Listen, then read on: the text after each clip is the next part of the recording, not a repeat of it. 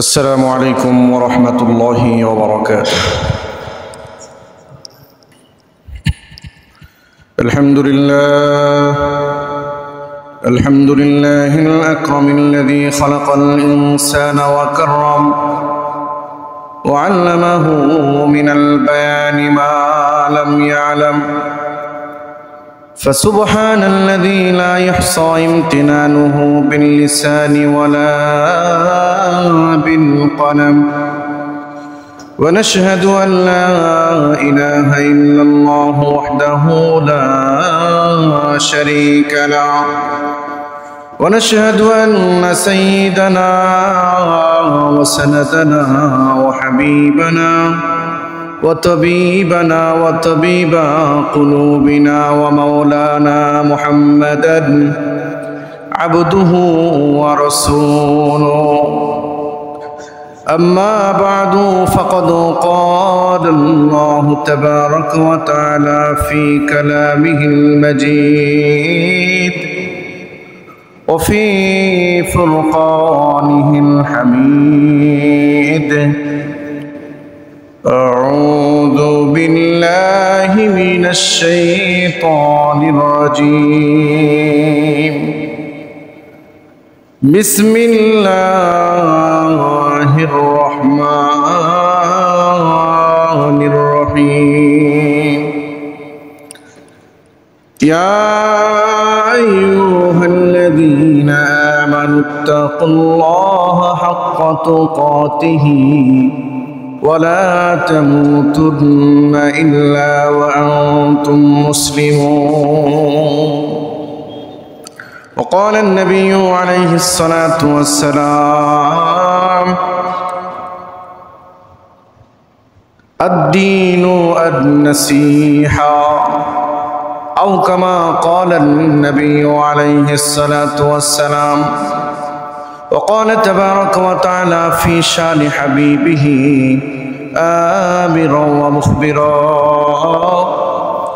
إن الله وملائكته يصلون على النبي يا أيها الذين آمنوا صلوا عليه وسلموا تسليما. اللهم صل على محمد وعلى آل محمد كما صليت على إبراهيم وعلى آل إبراهيم إنك حميد مجيد. اللهم بارك على محمد وعلى آل محمد كما باركت على إبراهيم وعلى آل إبراهيم إنك حميد مجيد।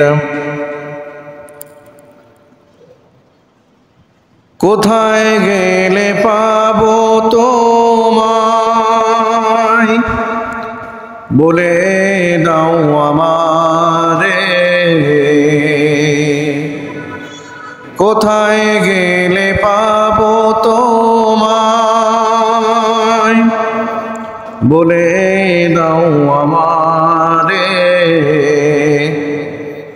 তোমার দেখা পাবো কবে, সেদিন কত দূরে। পাবো কি তোমারে বানাওয়াল উলাবি কামালিহি কাশাফাদ দুজা বিজামালিহি حسنت جميع خصاله صلوا عليه وآله. صدق الله مولانا العظيم وصدق رسوله النبي الكريم ونحن على ذلك لمن الشاهدين والشاكرين والحمد لله رب العالمين. الحمد لله। معزز হাজিরিন, সর্বপ্রথম সেই মহান রব্বুল ইজ্জত আলামিনের শান দরবারে আমরা কালিমাতুশ শুকর আদায় করছি যে আল্লাহ সুবহানাহু ওয়া তাআলা আমাদেরকে আজকে এই পবিত্র জুমার সালাত আদায়ের লক্ষ্যে সবার আগে তার হুকুম, তার গোলামি করার জন্যে মসজিদে আসার এবং বসার তৌফিক দিয়েছেন। সর্বোপরি যে আল্লাহ পাক আমাদেরকে সুস্থতার নিয়ামত বাড়িয়ে দিয়েছেন, আমরা সুস্থ আছি, ভালো আছি। এই জন্য সেই মহান মালিকের দরবারে অন্তরের অন্তরস্থল থেকে সমস্বরে আওয়াজটা উঁচু করে আল্লাহ পাকের দরবারে কালিমাত শুকর আদায় করছি, জোরে বলছি আলহামদুলিল্লাহ। লক্ষ লক্ষ দরুদ এবং সালাম বর্ষিত হোক সরকারে দু জাহান, শফিউল মুসলিমিন, সৈয়দুল আম্বিয়া ওয়াল মুরসালিন, খাতামুন নবিয়্যিন, রহমাতুল লিল আলামিন জনাবে মুহাম্মদুর রাসূলুল্লাহ সাল্লাল্লাহু আলাইহি ওয়া আলিহি ওয়াসাল্লামের। সম্মানিত ভাইরা, ইসলামকে আল্লাহ পাক দিয়েছেন একটা চমৎকার এবং পূর্ণাঙ্গ জীবন বিধান রূপে। পৃথিবীবাসীরা যদি ইসলামকে ফলো করেন, ইসলামের দিক ও নিদর্শনগুলোকে যদি নিজের মধ্যে আল্লাহ এবং আল্লাহ রসুলের বাতলানো পথে যেরকমভাবে নবী আলাইহিস সালাতু ওয়াস সালাম আল্লাহ পাকের এই দিনকে পৃথিবীবাসীদের জন্য যেমন করে পৌঁছে দিয়েছেন, তার কিঞ্চিত পরিমাণও যদি এই পৃথিবীর কোনো মানুষ গ্রহণ করে, তাহলে দুনিয়াতে যেমন তার কামিয়াবির জিন্দেগি আল্লাহ পাক দান করবেন, মৃত্যুর সাথে সাথে আল্লাহ পাক অনন্তকালের যে জিন্দেগি থাকবে তাকে আল্লাহ পাক সুচ্চ মাকাম জান্নাত দান করবেন। আর ইসলাম এমন একটা মতাদর্শ যেখানে শুধু মুসলমানদের জন্য সুসংবাদ দেওয়া হয়েছে, এটা ইসলাম নয়। ইসলাম হলো প্রত্যেকটা ব্যক্তি, প্রতিটা মাখলুকাত, বিশেষ করে প্রত্যেকটা ইনসানের ব্যাপারে সুসংবাদ দিয়েছে ইসলাম। আজকে আমরা যে আলোচনা সাব্যস্ত করেছি, সাম্প্রদায়িক সম্প্রীতির ধর্ম হলো ইসলাম। সাম্প্রদায়িক সম্প্রীতি কি? একটা মহল্লায়, গ্রামে, একটা দেশে বা একটা গ্রামে বিভিন্ন ধরনের, বিভিন্ন শ্রেণীর, বিভিন্ন পেশার লোক থাকতে পারে, থাকে কিনা বলেন? তো ইসলাম এই বৈষম্যকে দূর করে দিয়েছে। যে ইসলাম শুধু মুসলমানকে নিয়ে কথা বলেছে এমন নয়, প্রত্যেকটা ব্যক্তিকে সম্মানের জায়গায় সম্মান ইসলাম দিয়েছে। সুবহানাল্লাহ বলে। এটা ইসলাম দিয়েছে আল্লাহ এবং আল্লাহ রসুল দিয়েছে। মুসলমানদের জন্য সুসংবাদ দিয়েছে, আর অন্য জাতির জন্য সুসংবাদ দেওয়া হয়নি এমন নয়। মুসলমানকে যেমন সুসংবাদ দেওয়া হয়েছে, আল্লাহ তাআলা তার হাবিবের মাধ্যমে বলেছেন, মান ক্বালা লা ইলাহা ইল্লাল্লাহ ফাদাখালাল জান্নাহ। নবী আলাইহিস সালাতু ওয়াস সালাম বলেন, যদি কোনো পৃথিবীর কোনো মানুষ একবার কালেমা পড়ে, কালেমা হলো লা ইলাহা ইল্লাল্লাহু মুহাম্মাদুর রাসূলুল্লাহ, আল্লাহর হাবিব সুসংবাদ দেন, ফাদাখালাল জান্নাহ, সে জান্নাতি। জোরে বলেন সুবহানাল্লাহ। একবার যদি কোনো ব্যক্তি কালিমা পড়েছে, কয়বার? একবার কালেমা পড়েছে, নবী সাল্লাল্লাহু আলাইহি ওয়াসাল্লাম সুসংবাদ দিয়ে বলেন, ওই ব্যক্তি জান্নাতি। সুবহানাল্লাহ, কত বড় সুসংবাদ! এটা শুধু মুসলমান না, যে কোনো ধর্মের অবলম্বন যারা করেছে, তারা ইসলামের এই সুশীতল ছায়াতলে যদি আশ্রয় নেয়, আল্লাহর হাবিব বলেন সে জান্নাতি। জান্নাতের সুসংবাদ নবীজি শুনিয়ে দিয়েছেন। তো সাম্প্রদায়িক সম্প্রীতির ধর্ম হলো ইসলাম। ইসলামের চাইতে সাম্প্রদায়িক মত এবং দিক নিদর্শনগুলো বাস্তবায়িত রূপ দেওয়ার মতন আর কোনো ধর্ম নেই। যে কোনো ধর্মের লোক তার মতকে প্রকাশ করার যোগ্যতা রাখে, এটা ইসলাম তাকে সুযোগ দিয়েছে। আল্লাহ পাক আয়াতে কারিমা নাজিল করে বলেছেন, লা ইকরাহা ফিদ্দিন ক্বাদ তাবায়্যানার রুশদু মিনাল গাই। হে রাসূল, আপনি বলে দিন পৃথিবীবাসীদেরকে, লা ইকরাহা ফিদ্দিন, দিনের মধ্যে কোনো জবরদস্তি নাই। আপনি পুলিশের মতন, দারোগার মতন গ্রেফতার করে করে কাউকে ইসলামের মধ্যে নিয়ে আসবেন এমন নয়। আপনি আপনার দাওয়াতকে পৌঁছে দিন, যারা গ্রহণ করবে তাদের জন্য আমি সম্মানের মালা তৈরি করে রেখেছি। সুবহানাল্লাহ। নবীজির দাওয়াতকে যারা গ্রহণ করবে, জোর করে ধরে ইসলাম নিয়ে আসার ধর্ম, মানে জোর করে নিয়ে এসে ইসলামের মধ্যে যে দাখিল করাবে, এটা ইসলাম নয়। দাওয়াত দিবে, দাওয়াত যারা গ্রহণ করবে তাদের জন্যই কামিয়াবি। কারণ দুনিয়াতে আল্লাহ পাক সংকীর্ণ সময় দিয়েছেন, সংক্ষিপ্ত সময়। যাদের বয়স 60 ঊর্ধ্ব হয়েছে, পিছনের এই জীবনের দিকে লক্ষ্য করলে, পিছনের জিন্দেগির দিকে আপনি যদি নজর করেন, দেখবেন যে এই কিছুদিন আগে আপনি বিবাহ করেছেন, কিছুদিন আগে আপনার সন্তান হয়েছে, ইত্যাদি ইত্যাদি। মানে আপনার পিছনের জিন্দেগি নজর করলেই দেখা যাবে যে সামান্য কিছু সময় অতিবাহিত করে আসলাম, অথচ জীবনের 60টা বছর অতিবাহিত করলেন। এত সংক্ষিপ্ত সময় আল্লাহ পাক দিয়েছেন। তো ইসলাম হলো মানবতার ধর্ম। ইসলামের মধ্যে রং, ঢং, গোত্র, দেশ কোনো ভেদাভেদ নাই। সুবহানাল্লাহ বলেন। কার গায়ের রং কেমন এটা ইসলাম এটা দিয়ে বিবেচনা করে না। কে কত সুন্দর করে ভাষায় কথা বলতে পারে এটা ইসলাম বিবেচ্য বিষয় নয়। ইসলামের বিবেচনা হলো কল্প এবং আমল। কে তার অন্তর কেমন এবং আমল কেমন, এটাই ডিসিশন হয়। ইসলাম হলো এমন একটা ধর্ম, এমন একটা জীবন বিধান যেখানে কোনো রং, কোনো ঢং, কোনো গোত্র, কোনো দেশ ভেদাভেদ নেই। সবার পক্ষে ইসলাম কথা বলেছে। এই রং দিয়ে ইসলামের সাথে কোনো সম্পর্ক নেই। গায়ের রং কেমন, গায়ের রং কেমন, এটা দিয়ে ইসলাম কখনোই ডিসিশন নেননি। কারণ তার জ্বলন্ত প্রমাণ সেই আফ্রিকা মহাদেশ থেকে আগত নবীজির একজন আশেক সাহাবী হযরতে বেলাল হাবশী রাদিয়াল্লাহু তাআলা আনহু। নাম শুনেছেন আপনারা? হযরতে বেলাল হাবশী রাদিয়াল্লাহু তাআলা আনহুর চেহারা মোবারক, তিনি কালো নিগ্রো একজন গোলাম ছিলেন। চেহারা সুরত তেমন ভালো নয়, ঠোঁটগুলো একটু মোটা মোটা, পায়ের ধরনটা একটু বড়, কিন্তু তার মর্যাদা এত ইসলাম দিয়েছে। আল্লাহু আকবার। নবী সাল্লাল্লাহু আলাইহি ওয়াসাল্লাম যখন মেরাজে গেলেন, সে ঊর্ধ্বগমনে ভ্রমণ করলেন, পরিভ্রমণ করলেন। আল্লাহ পাক তাকে কিছু সময় পর্যন্ত ভ্রমণ করালেন। ওই সময় নবী সাল্লাল্লাহু আলাইহি ওয়াসাল্লাম হঠাৎ করে শুনতে পেলেন আল্লাহ পাক জিবরাইল আলাইহিস সালামের মাধ্যমে নবী সাল্লাল্লাহু আলাইহি ওয়াসাল্লামকে মেরাজের পরিভ্রমণ করাচ্ছেন। রাতের কিছু অংশে জান্নাত এবং জাহান্নাম ঘুরে ঘুরে দেখাচ্ছেন। এক পর্যায়ে জান্নাত ঘুরে দেখার সময় যখন নবীজি হাসছিলেন, হঠাৎ করে জিবরাইল আলাইহিস সালামকে বললেন, ও জিবরাইল, আমি আমার বেলালের পায়ের আওয়াজ শুনতে পাই। জোরে বলেন সুবহানাল্লাহ। হযরতে বেলাল হাবশী রাদিয়াল্লাহু তাআলা আনহু মক্কাতে, আর নবী সাল্লাল্লাহু আলাইহি ওয়াসাল্লাম জান্নাতের মধ্যে হযরতে বেলাল হাবশীর পায়ের আওয়াজ শুনতে পায়। কত বড় মর্যাদা ইসলাম দিয়েছেন, রঙের কারণে নাকি না। হযরতে বেলাল হাবশী রাদিয়াল্লাহু তাআলা আনহুর চেহারা সুন্নত এত সুন্দর ছিল না, কিন্তু আমলটা এত সুন্দর ছিল। যখন ইসলামের এই সুশীতল ছায়াতলে আশ্রয় নিয়েছিলেন, তিনি কালিমা পড়ে যখন মুসলমান হয়েছিলেন, উমাইয়া ইবনে খালফের গোলাম ছিলেন উনি। কালিমা থেকে ফিরে আনার জন্য উত্তপ্ত বাড়ির উপর তাকে শুয়ে দেওয়া হয়েছিল। বিশাল বড় একটা পাথর বুকের উপর দিয়ে দেওয়া হয়েছিল, চাপা দেওয়া হয়েছিল। কিন্তু তা বলা হয়েছিল, বেলাল তুমি ইসলাম থেকে ফিরে আসো, তোমাকে ক্ষমা করে দেওয়া হবে, এই শাস্তি দেওয়া হবে না।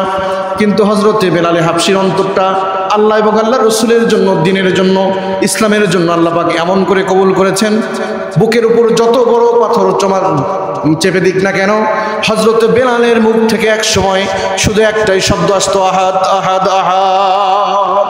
সুবহানাল্লাহ, আল্লাহ আল্লাহ, এটা বের হতো। মহা মুসিবতের সময় আল্লাহকে ভোলেননি। রং দেখে ইসলাম ডিসিশন নেয় না প্রিয় ভাইয়েরা আমার। আমল এবং কলিজা কলব দেখে ইসলাম ডিসিশন নেয়, সম্মান বৃদ্ধি করে। এই জন্যই তো হযরতে বেলাল হাবশী রাদিয়াল্লাহু তাআলা আনহুর মর্যাদা তো আকাশচুম্বী করে দিয়েছেন আল্লাহ পাক।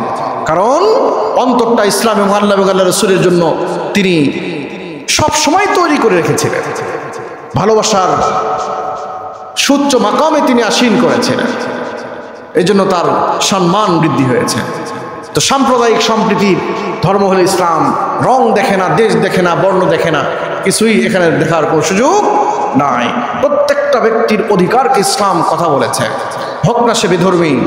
নবী সাল্লাল্লাহু আলাইহি ওয়াসাল্লামের বিদায় হজের মধ্যে নবীজি ঘোষণা দিয়েছেন যে প্রত্যেকটা ব্যক্তির সম্পদ একজন মুসলিম এলাকায় যদি থাকে তাহলে সেটা নিরাপদ হবে।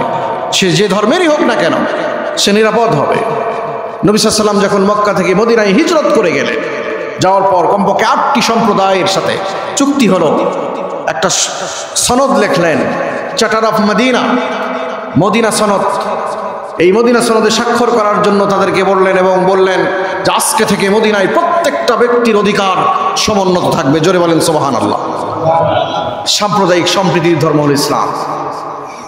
ইসলাম প্রত্যেকটা ব্যক্তিকে সম্মান দিয়েছে, হোক না সে ইহুদি, হোক না সে নাসারা, হোক না সে খ্রিস্টান, যে ধর্মের অবলম্বনকারী হোক না কেন, হোক না সে হিন্দু, হোক না সে ইসকনের কোনো সদস্য, যায় আসে না এটা। ইসলাম সম্মান দিয়েছে। কিন্তু এই বেধর্মীদের চক্রান্ত হলো এমন যে ইসলামের এত সুন্দর সুমহান বাণী তারা গবেষণা আর অ্যানালাইসিস না করেই ইসলাম এবং মুসলমানকে নিয়ে, আল্লাহ এবং আল্লাহ রসুলকে নিয়ে কটাক্ষ করতেও তারা দ্বিধাবোধ করে না। কিন্তু ইসলাম সবসময় বেধর্মীদের পাশে দাঁড়িয়েছে। অন্যায়ভাবে ইসলাম কাউকে, কারো মাল, কারো জান এবং কারো সম্মানকে কখনোই ইসলাম বরবাদ করে নষ্ট করে দেয়নি। সবসময় সবার পাশে থেকেছে ইসলাম। বিদায় হজের সময় তার জ্বলন্ত প্রমাণ, ফাতেহে মক্কার সময় তার জ্বলন্ত প্রমাণ, ইসলামের ইতিহাসে এটা চিরদিন স্বর্ণাক্ষরে লেখা থাকবে। ফাতেহে মক্কার দিন প্রায় 6 লক্ষ সাহাবীদেরকে নিয়ে নবী সাল্লাল্লাহু আলাইহি ওয়াসাল্লাম মদিনায় মক্কায় গেলেন, যাচ্ছেন। তাদের সাথে একটা চুক্তি হয়েছিল, সুলহ হুদাইবিয়া নামে চুক্তি। এই চুক্তি 1 বছর যেতে না যেতেই তারা ভঙ্গ করে দিয়েছিল। এক পর্যায়ে নবীজি সাল্লাল্লাহু আলাইহি ওয়াসাল্লাম যখন মক্কা থেকে মদিনা থেকে মক্কায় গেলেন ফাতেহে মক্কার জন্য, মক্কা বিজয়ের জন্য, আল্লাহ পাক পবিত্র কালামুন্নাতে ইরশাদ করেন, ইন্না ফাতাহনা লাকা ফাতহাম মুবিনা। হে রাসূল, সুলহ হুদাইবিয়ার দিনে নবীজি সাল্লাল্লাহু আলাইহি ওয়াসাল্লামকে মক্কার কাফেররা একটু পেচের মধ্যে ফেলে দিয়েছিল। নবীজি বিষণ্ণতার মধ্যে ভুগছিলেন। আল্লাহ পাক আয়াত নাযিল করলেন, সূরা নাযিল করলেন, সূরাতুল ফাতাহ। আল্লাহ পাক বললেন, হে রাসূল, ইন্না ফাতাহনা লাকা ফাতহাম মুবিনা, নিশ্চয় মহাবিজয়, বিজয়ের দিনের জন্য আপনি অপেক্ষা করুন, অচিরেই বিজয় আপনার কাছে আসবে। ইযা জাআ নাসরুল্লাহি ওয়াল ফাত, যখন মহাবিজয় আসবে, অরাআইতান নাস ইয়াদখুলুনা ফি দীনিল্লাহি আফওয়াজা, আপনি দেখবেন দিনের মধ্যে দলে দলে মানুষ দাখিল হচ্ছে, প্রবেশ করছে। জোরে বলেন সুবহানাল্লাহ। মক্কা বিজয়ের দিন নবী সাল্লাল্লাহু আলাইহি ওয়াসাল্লাম 100 লক্ষ সাহাবীদেরকে নিয়ে মক্কার দিকে রওনা দিলেন। বিজয়, সাম্প্রদায়িক সম্প্রীতি কতটুকু ছিল, প্রত্যেকটা সম্প্রদায়কে সম্প্রীতির বন্ধন ইসলাম মানে ভালোবাসা দিয়ে আগলে রেখেছেন। নবীজি গেলেন এত বড় শক্তি নিয়ে, যাওয়ার পরে যে হুকুম দিলেন ইসলামের ইতিহাসে সেটা স্বর্ণাক্ষর লেখা থাকবে। নবীজি গেলেন মক্কাতে দাখিল হওয়ার পরেই নবী সাল্লাল্লাহু আলাইহি ওয়াসাল্লাম বললেন, শোনো, তোমাদের নেতা যারা ছিল, তোমাদের নেতৃত্ব স্থানীয় লোক যারা ছিল, বিশেষ করে আবু সুফিয়ান, ইসলামের প্রত্যেকটা যুদ্ধেই মুসলমানদের বিপক্ষে সে দাঁড়িয়েছিল। নবীজি বলেছিলেন যে যারা নিজেকে আজকের এই বিপদ থেকে, মহা বিপদ থেকে, কারণ ইসলামের যখন মক্কা বিজয় হয়, ইচ্ছা করলে নবীজি সাল্লাল্লাহু আলাইহি ওয়াসাল্লাম যারা ইসলামের বিদ্বেষী ছিল, কাফের ছিল, তাদেরকে কোনো বাধা ছাড়াই হত্যা করে দিতে পারতেন। কিন্তু নবীজি তাদেরকে সম্মান দিলেন, সুযোগ দিলেন, বললেন, তোমরা আজকে তোমাদের জন্য সুযোগ করে দেওয়া হলো, তোমরা যদি তোমাদের নেতা আবু সুফিয়ানের বাড়িতে আশ্রয় নাও, সে নিরাপদ থাকবে। জোরে বলেন সুবহানাল্লাহ। নেতাকে সুচ্চ মাকামে রেখে দিলেন। আজকে পুরা পৃথিবীতে মুসলমানদেরকে যে অধপতন, মুসলমানদেরকে দেখলেই বেধর্মীদের শরীরের লোম খাড়া হয়ে যায়, মানে কেমন যেন একটা ভাব যে কেমন করে এদেরকে নিধন করে দেওয়া যায়, ধ্বংস করে দেওয়া যায়, বরবাদ করে দেওয়া যায়। কিন্তু না, কিয়ামত অবধি যদি কোনো ব্যক্তি পৃথিবীর এই জমিনে কিয়ামতের আগ পর্যন্ত যদি আল্লাহ আল্লাহ বলে, জোরে বলেন কি শব্দ বলে? আল্লাহ বলে, ওই পর্যন্ত কিয়ামত হবে না। আল্লাহু আকবার বলেন, কিয়ামত হবে না। সম্মানিত ভাইরা আমার, মুসলমানদেরকে নস্যাৎ করে দেওয়ার শক্তি পৃথিবীতে নাই। মুসলমানরা বীরের জাতি, মাত্র 313 জন। ইসলামের প্রথম যে মারিকা হয়েছিল, যুদ্ধ, 313 জনের একটা বাহিনী নিয়ে নবী সাল্লাল্লাহু আলাইহি ওয়াসাল্লাম 1000 সৈন্যের মোকাবেলা করার জন্য গিয়েছিলেন। মাত্র 2টা হাতিয়ার ছিল, অস্ত্র ছিল কয়টা জোরে বলেন? 2টা। আর ওদের প্রত্যেকজনের হাতে হাতে অস্ত্র। ইসলাম সংখ্যা দিয়ে বিবেচনা করে না, সংখ্যার সাথে ইসলামের কোনো সম্পর্ক নাই। কে কত বেশি বড়, কে কত বড় পাওয়ার, কারণ সর্বময় শক্তির ক্ষমতা কে? আল্লাহ। এটা ইসলাম বিশ্বাস করে, এটা হলো ঈমান। মুসলমানদের অন্তরের মধ্যে এটা সব সময় জাগ্রত থাকে, কারণ মুসলমানরা হলো বীরের জাতি, সাহায্য আসে আসমান থেকে, এটা মুসলমান বিশ্বাস করে। এই জন্য সংখ্যার সাথে যায় আসে না। প্রথম যুদ্ধেই তারা যুদ্ধের কৌশল, কলা কৌশল কিছুই জানতেন না। নবী সাল্লাল্লাহু আলাইহি ওয়াসাল্লাম সারা রাত ঘুমাননি। আবার রমজানুল মুবারকের 17 রমজান ছিল, সারাদিন রোজা রেখেছেন। পরের দিন আবার যুদ্ধ। আমরা রোজা রাখার পরে কেমন ক্লান্ত হয়ে যায়, তাও নবী সাল্লাল্লাহু আলাইহি ওয়াসাল্লাম সারা রাত ঘুমাননি। আল্লাহর কাছে দোয়া করেছেন যে আল্লাহ, যুদ্ধের কৌশল কলা কৌশল জানে না এমন একটা সৈন্যবাহিনী নিয়ে আমরা আসছি এই মক্কার কাফেরদেরকে মোকাবেলা করার জন্য। ইসলামের প্রথম যুদ্ধ, আল্লাহ তুমি আসমান থেকে সাহায্য নাজিল করো। আল্লাহ পাক এই যে 1000 দুশমনের বিপরীত 3000 ফেরেশতা দিয়ে আল্লাহ পাক সাহায্য পাঠিয়েছেন। সুবহানাল্লাহ। সংখ্যার সাথে কোনো যায় আসে না। একজন ইসলাম গ্রহণ করেছিল। নবীজির উপর যখন আয়াত নাযিল হলো, ইকরা বিসমি রাব্বিকাল্লাযী খালাক, প্রথম ওহী। তারপরে নবী সাল্লাল্লাহু আলাইহি ওয়াসাল্লাম এসে দাওয়াত দিয়েছিলেন। প্রথম দাওয়াত ছাড়া ইসলাম গ্রহণ করেছিলেন আম্মাজান খাদিজাতুল কুবরা রাদিয়াল্লাহু তাআলা আনহা। জোরে বলেন সুবহানাল্লাহ। খাদিজাতুল কুবরা রাদিয়াল্লাহু তাআলা আনহার মর্যাদা আকাশচুম্বী। কোন ব্যক্তি তার মর্যাদার উপর আঘাত করার যোগ্যতা পৃথিবীর কেউ রাখে না, ঠিক কিনা বলেন? হযরত খাদিজাতুল কুবরা রাদিয়াল্লাহু তাআলা আনহা ছিলেন তৎকালীন যুগের মহিষী নারী। যেমন মেধা ছিল, যেমন আখলাক ছিল, তেমন ছিলেন গুণী এবং জ্ঞানী ব্যক্তি। তৎকালীন যুগের যারা প্রভাবশালী মক্কার নেতারা ছিল, খাদিজাকে তারা কেউ চরিত্র নিয়ে কেউ কথা বলতে পারেনি। এবং হযরত খাদিজাতুল কুবরা রাদিয়াল্লাহু তাআলা আনহাকে তারা তাহেরা গুণে গুণান্বিত এই সার্টিফিকেট দিতে বাধ্য হয়েছেন। তাহেরা মানে পবিত্রতা, পবিত্র একজন মহিলা। সুবহানাল্লাহ বলেন। এত গুণে গুণান্বিত ছিল তিনি। নবী সাল্লাল্লাহু আলাইহি ওয়াসাল্লামের সাথে বিবাহ আবদ্ধ হওয়ার পরে 40 বছরের একজন নারী 25 বছরের একজন যুবকের সাথে বিবাহ হওয়ার পরই যত সম্পদ ছিল সব নবীজির কদম মোবারকের কাছে সুপ্রদ করে দিলেন। বলেন, ইয়া রাসূলুল্লাহ, ও আমার স্বামী, আমি মক্কার ধনী মহিলা হতে পারি, কিন্তু আপনার স্ত্রী আমি আপনাকে আমার জীবনের চাইতে বেশি ভালোবাসি, আমার সম্পদের চাইতে বেশি ভালোবাসি, আমার সব সম্পদ আপনাকে দিয়ে দিলাম। সুবহানাল্লাহ বলেন। ইসলামের জন্য কি না করেছেন। আল্লাহ পাকের পক্ষ থেকে পৃথিবীতে একজনকে সালাম দেওয়া হয়েছে, তিনি আম্মাজান খাদিজাতুল কুবরা রাদিয়াল্লাহু তাআলা আনহা। সুবহানাল্লাহ বলেন। একজন ইসলাম গ্রহণ করেছেন, একজন ইসলাম। এই একজন থেকে পুরো পৃথিবীতে ইসলামের সুশীতল বাণী পৌঁছে গিয়েছে। তারপরে হযরতে বড়দের মধ্যে ইসলাম গ্রহণ করেছিলেন হযরতে সিদ্দিক আকবর আবু বকর সিদ্দিক রাদিয়াল্লাহু তাআলা আনহু। তার সাথে দেখা হওয়ার সাথে সাথেই নবীজি বলেছেন, আবু বকর, আমি আপনার কাছে এসেছি। বলার সাথে সাথেই বলেছেন, আমি সাক্ষ্য দিচ্ছি আশহাদু আল্লা ইলাহা ইল্লাল্লাহু ওয়া আন্না মুহাম্মাদান আবদুহু ওয়া রাসূলুহু। জোরে বলেন সুবহানাল্লাহ।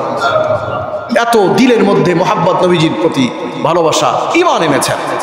বড়দের মধ্যে 2 জন হলো, বালকদের মধ্যে ঈমান এনেছেন সাইয়েদনা হযরত আলী কাররামাল্লাহু ওয়াজহু। 3 জন হলো। এইরকম ভাবে বাড়তে বাড়তে 7 জন 8 জন হতে হতে এক পর্যায়ে যখন মক্কার বলিষ্ঠ যুবক এবং বীর পালোয়ান, শক্তিতে যেমন বুদ্ধিতে তেমন, হযরত ওমর ইবনুল খাত্তাব রাদিয়াল্লাহু তাআলা আনহুর ব্রেনের মধ্যে, মস্তিষ্কের মধ্যে যখন আল্লাহ এবং আল্লাহর রাসূলের ভালোবাসা ঢুকে গেল, উনি যখন কালিমার পতাকা সমুন্নত করার জন্য পবিত্র মক্কার বাইতুল্লাহর কাছে এসে বললেন, ইয়া রাসূলুল্লাহ, আজকে থেকে প্রকাশ্য দিবালোকে সালাত আদায় হবে। জোরে বলেন সুবহানাল্লাহ। ইসলামের শক্তি বেড়ে গেল। এই যে সংখ্যা, 2টা সংখ্যা, 3টা সংখ্যা আর 313টি সংখ্যা, এই সংখ্যা নিয়ে ইসলামের বিজয় আসেনি, এসেছে আল্লাহ পাকের পক্ষ থেকে সাহায্যের মাধ্যমে।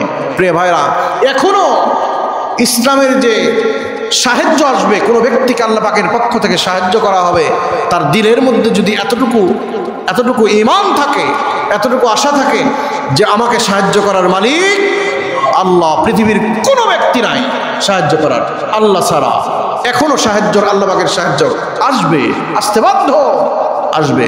এই জন্য সাম্প্রদায়িক সম্প্রীতি নিয়ে ইসলাম কথা বলেছে, মানবতা নিয়ে কথা বলেছে ইসলাম, মানবতার পক্ষে থেকেছে ইসলাম। মানবতার নবী, বিশ্ব নবী মুহাম্মদুর রাসূলুল্লাহ সাল্লাল্লাহু আলাইহি ওয়াসাল্লাম ছিলেন।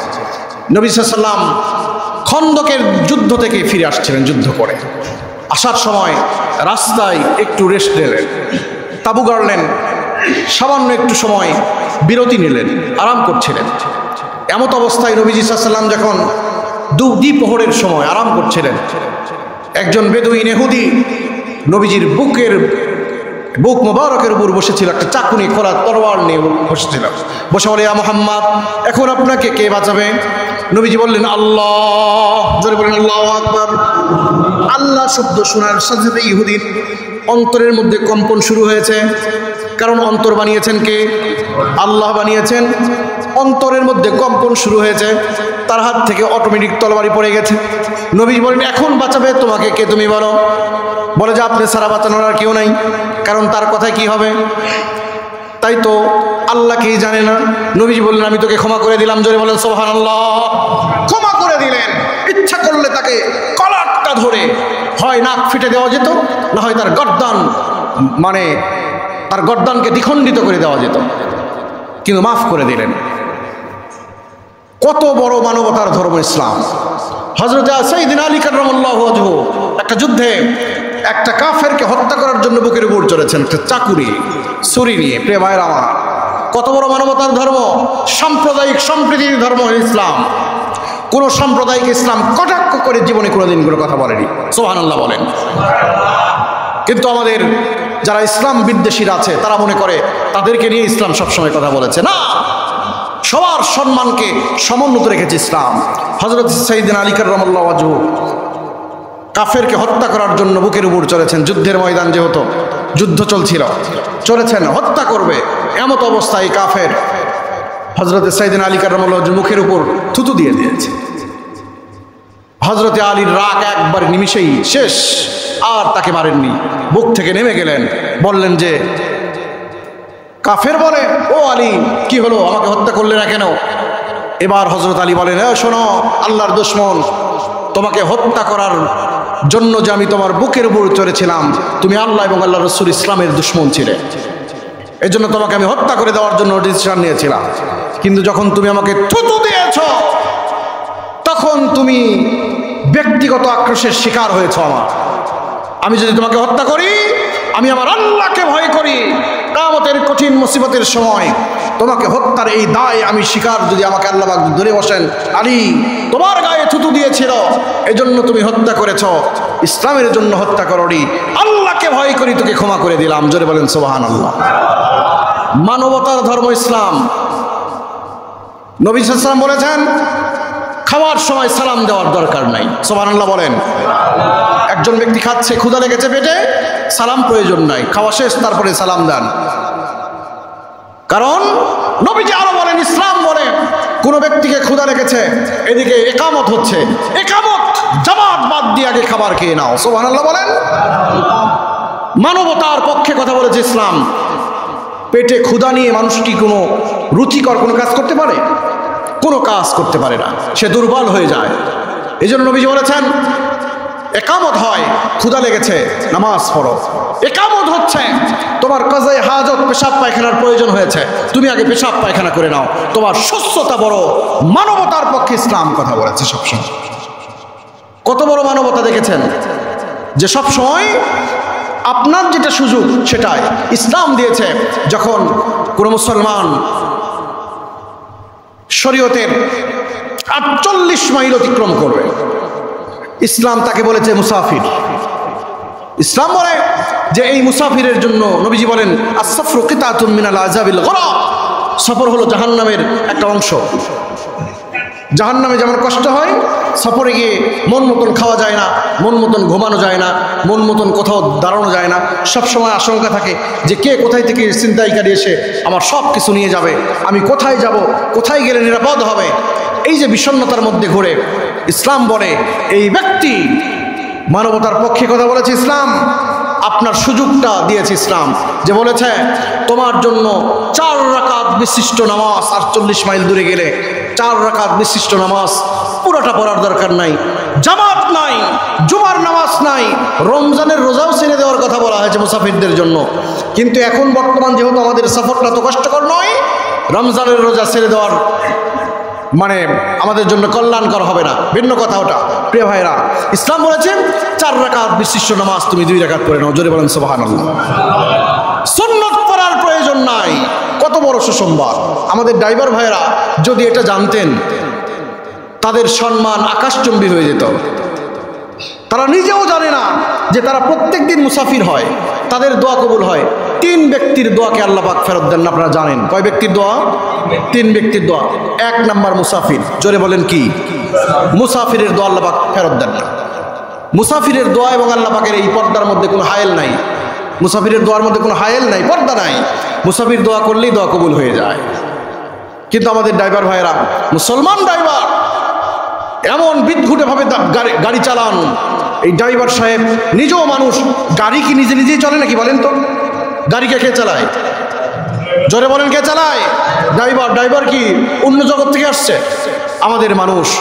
ড্রাইভারদের সামনে আপনি রাস্তাতে রোড দিয়ে যখন যাবেন, হেঁটে যাবেন বা গাড়িতে যাবেন বা বাইকে যাবেন বা সাইকেলে যাবেন বা ভ্যানে, রিক্সা, ছোট যানবাহনে যাবেন, দেখবেন যে যারা বড় যানবাহন চালায়, এই মানুষ নামের ড্রাইভার যারা আছেন, এদের যে ভাবভঙ্গি, স্টিয়ারিং হাতে নিলে আর মাথা ঠিক থাকে না এদের।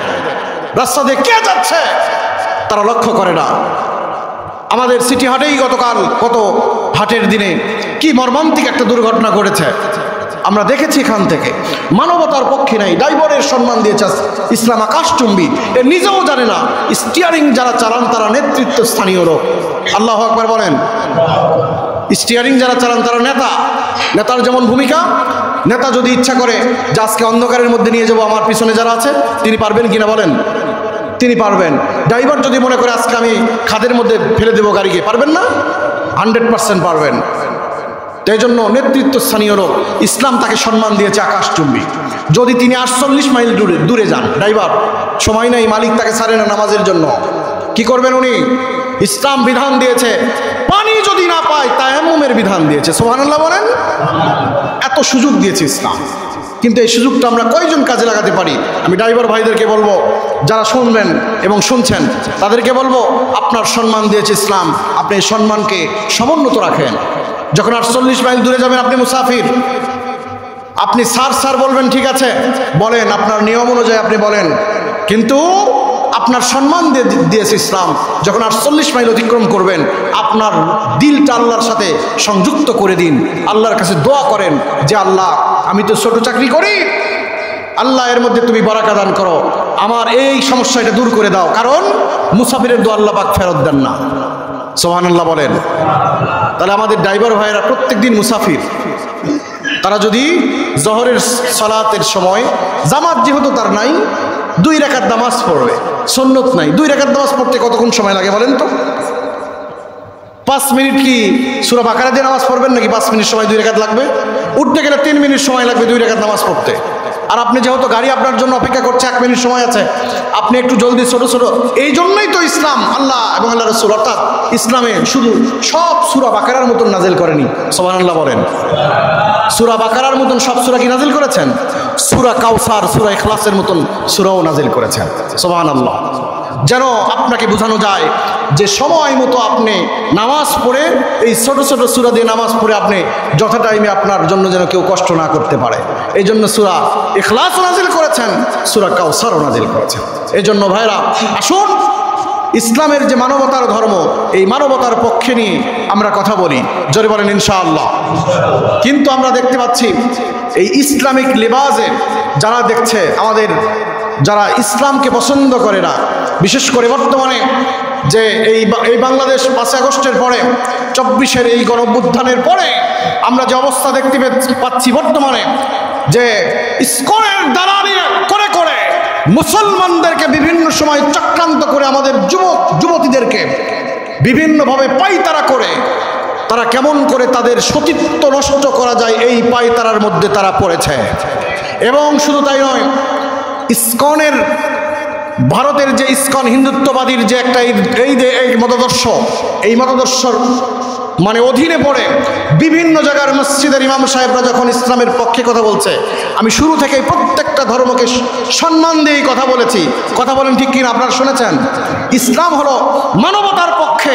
প্রত্যেকটা ধর্মের গুরুকে এবং ধর্মযাজকদেরকে ইসলাম সম্মান দিয়েছে। সুতরাং এরা ধর্মগুরু যারা হয়েছেন তারা ইসলামের এই সমস্ত বিষয় জানেও না, পরেও না, শুধু ইসলামের সাথে দুশ্মনী কেমন করে করা যায় এই চিন্তার মধ্যে নিয়োজিত আছেন। মনে রাখবেন, এটা মুসলমানদের 95% মুসলমানের দেশ। এ দেশে ইসলামের বিপক্ষে মতাদর্শকে এবং ইসলামকে চিরদিনের জন্য দেশ থেকে উঠিয়ে দেওয়ার পায়তারা যারা করছেন, আল্লাহর গজব আপনার উপর পড়বে, অবশ্যই কোনো সন্দেহ নাই। কারণ হায়াত হলো অল্প। এই হায়াতের মধ্যে ইসলাম এবং মুসলমানদের পক্ষ নিয়ে যারা কথা বলে, মানবতার পক্ষে নিয়ে কথা বলে, তাদেরকে আপনি দেখলেই হত্যা করার চেষ্টা করছেন। আমরা তীব্র নিন্দা এবং ক্ষোভ এখান থেকে পেশ করছি এবং দোয়া করছি আল্লাহ পাক আমাদের এই দেশকে সকল প্রকার অপশক্তি থেকে হেফাজত করেন। জোরে বলুন আল্লাহুম্মা আমিন। এবং